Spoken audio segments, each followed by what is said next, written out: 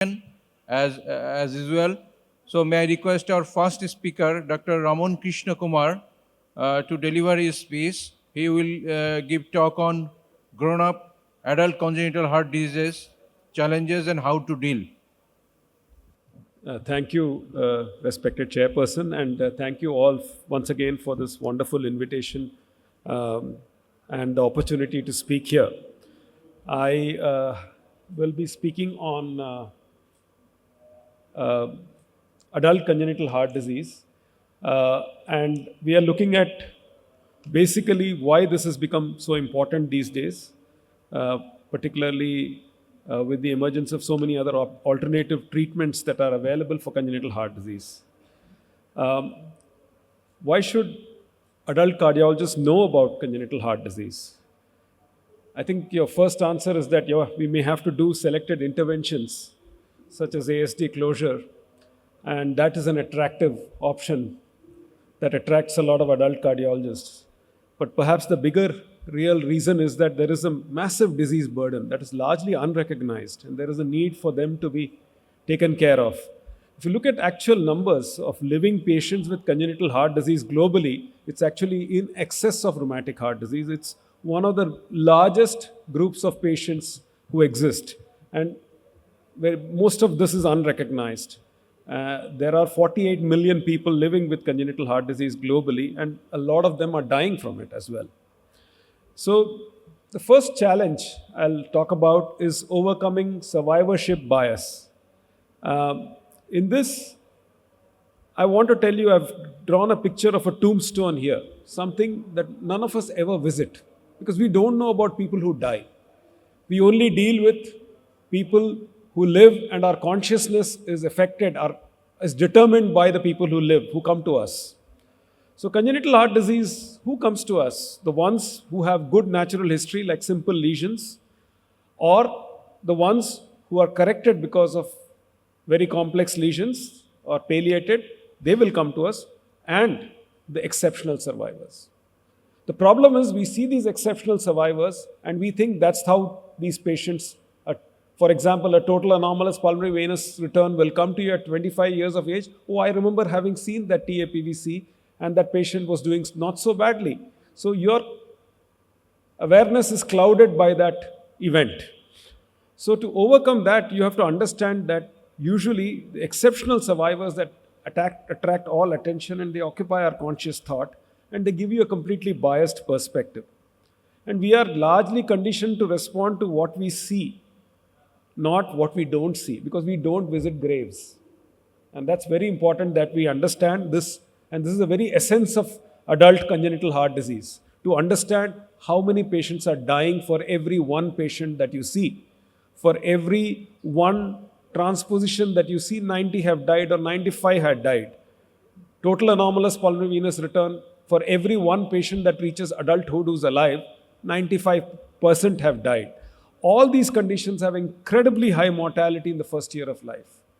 So it's very important to recognize that what you see are exceptional survivors. So if you look at heart diseases, small shunts, bicuspid aortic valve allow you to survive till very late. ASDs, VSDs, there is some attrition. And then when you come across really rare diseases like AP window and AV canal or transposition, they all are mostly dead within the first few years of life. So the profile is dictated by that. So in India and Bangladesh, the survival is those who are selected by natural history. Only a minority are operated, and they are younger. In high-income nations, and that's become a big problem there, it's mostly operated patients with congenital heart disease who have significant residual issues. And they are older patients, and that is the major subset there. In ours, let's say in Kerala, where I am, it's a mixture of both. It's also those who have been operated at our center, but also those who are unoperated. So this is what we have to deal with.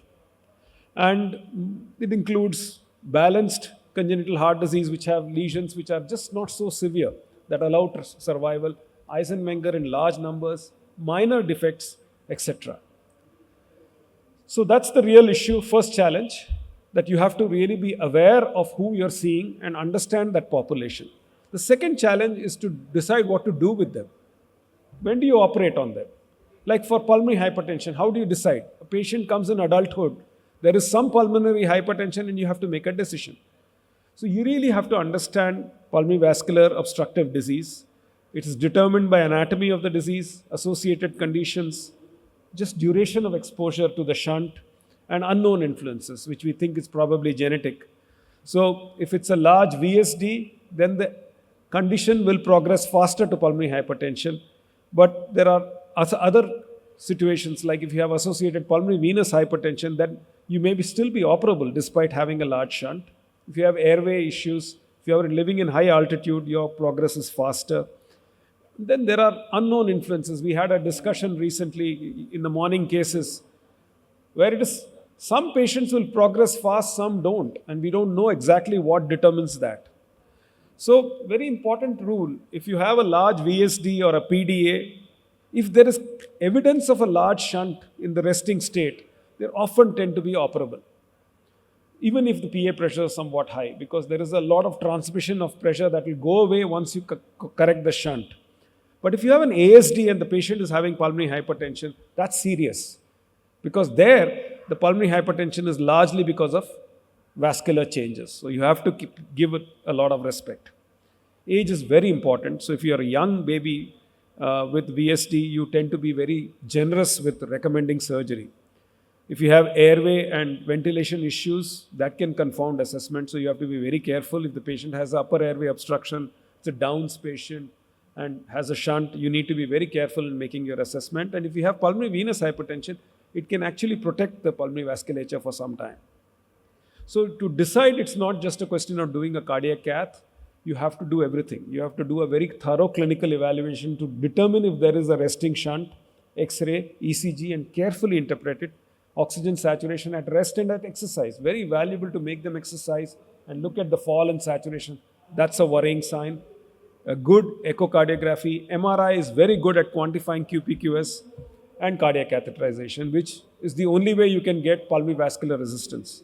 So all this together has to be taken into consideration before you decide operability. And you have algorithms, and this is the algorithm my colleague Dr. Shine has just made. So if you are less than 2 years or if you have ASD with no PAH, you're generally operable. If there is a resting saturation of greater than 95%, evidence of a large shunt, you're operable. So you don't need to do anything further. You just send them to surgery. On the other hand, if you are desaturated, don't have any evidence of shunt in the basal state, or if the patient desaturates while exercise or during the 6-minute walk test, and ECG X-ray doesn't support a shunt, then they're inoperable. So you don't worry about them as well. You don't try to subject them to a cardiac catheterization. You don't need to. It's the borderline group where you have features of both sides that you have to carefully evaluate and very, very meticulously work them up to deciding whether they are operable or not. Here you have to catheterize, determine QPQS, sometimes even do a vasodilator test, occlude the PDA and see what happens. And then even after all this, you may not be really sure. Now you have to recognize all that, give a very guarded prognosis to the family, and carefully follow up the patients. That's the way you handle this group. So when you have very patients who are presenting late and you're not sure, at the end of all this you're not sure, the best rule is it's better not to do anything. So when in doubt, don't do it. And that's very important, that when you are in doubt, it's better not to close the hole. Once you close the defect, you are going to make the patient worse, and you'll violate the first rule of medicine, which is to do no harm. So it's very important that in borderline situations in adults, you don't be in a rush to operate or close the defect. And it's important to convey that to the family as well. Second is, of course, the comprehensive management. So once your patient comes to you, let's say with Eisenmenger or a proven CHD, you need to carefully take care of a lot of elements. You need people who are really focused on this. In my team, I'm fortunate I have a person who's just focused on adult congenital. So you need to consult other specialties like nephrology, their kidneys can fail, gastroenterology, they can have gallstones. They have psychological issues in abundance. They really have to be counseled and handled very carefully. You need to get special imaging and depend a lot more on CT, MRI in these patients, and you need an imager.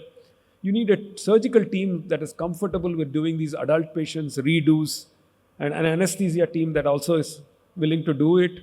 You need to work in close partnership with an obstetric team if any of these patients get pregnant.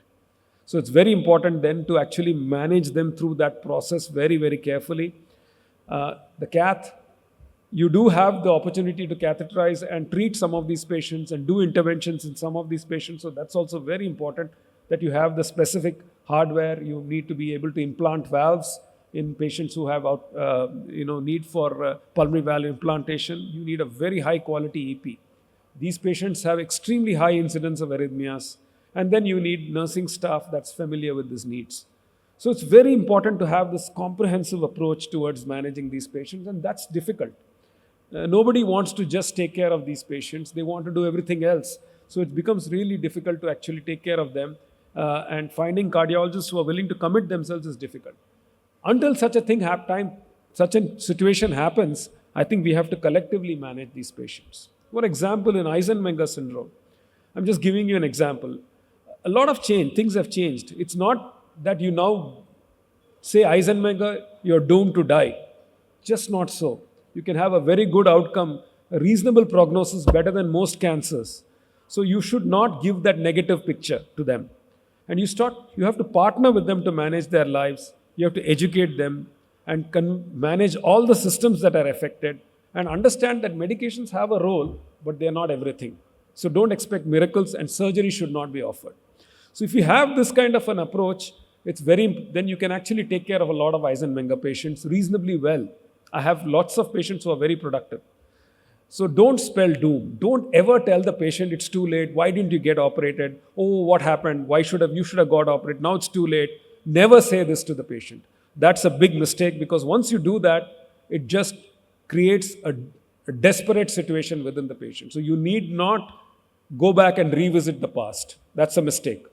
What you have to do is to get into their lives, understand how they are living, their marriage, their lifestyle, their desire to bear children, the family support, the social support, their occupation, everything, and then try to find ways by which they can have a meaningful life. So educate them, give them a realistic perspective of the disease. Don't be very optimistic, but be cautiously optimistic. Identify triggers of key events, and I'll tell you what they are, and look at their long-term problems and create support groups. And it's been very effective for us to create a patient support group that manage and support each other. So triggers of events are pregnancy. So there is a whole way of managing this. There is a very nice cardio-obstetric group that has been created, and anyone who's interested, I can include you in that. We have very frequent discussions on how to manage these patients during pregnancy. That's one of the biggest risk factors. And then, of course, activity, extremes of temperature, dehydration, high altitude, long-distance air travel, etc. So it's a multi-system disease. You really need to look at multiple aspects of their existence. The one thing very important is pregnancy and counseling. It's very, very important to work in close collaboration with an obstetrician. And so non-cardiac surgery, again, working with anesthesiologists is very, very important, where you can tell them what the physiology is, what the expectations are, how should they manage their anesthetics, and how should you monitor them post-procedure, both with terms of everything, fluid, extubation, etc., etc. The one thing that I want to send back on message is the overuse of phlebotomy in these patients. It's a big mistake to repeatedly do phlebotomy to target a hemoglobin, because that results in a higher than usual likelihood of cerebrovascular accident. So routine phlebotomy is definitely not indicated. Don't target, if whatever be their hemoglobin, let it be 22. If they are not symptomatic substantially because of that, not a good idea. Because if you do phlebotomy, you create iron deficiency, and that's the substrate for stroke. And once you start, it needs to be continued. So accept high hematocrit, doesn't matter, keep them well hydrated. They should always be, if they have really bad symptoms of hyperviscosity, an occasional patient, you could do it. But make sure that you don't create iron deficiency in those patients. These drugs are very useful, and they have made a difference, no question about it. So all these drugs are available and you're familiar with them. So in summary, it's already a significant challenge, considerable magnitude, and it is largely constituted by unoperated patients. And like elsewhere, you will see that operated patients will also be a big problem in our country. And so adult cardiologists have to get into this. It's a big problem. It's a significant issue. Thank you. Thank you, sir, for your excellent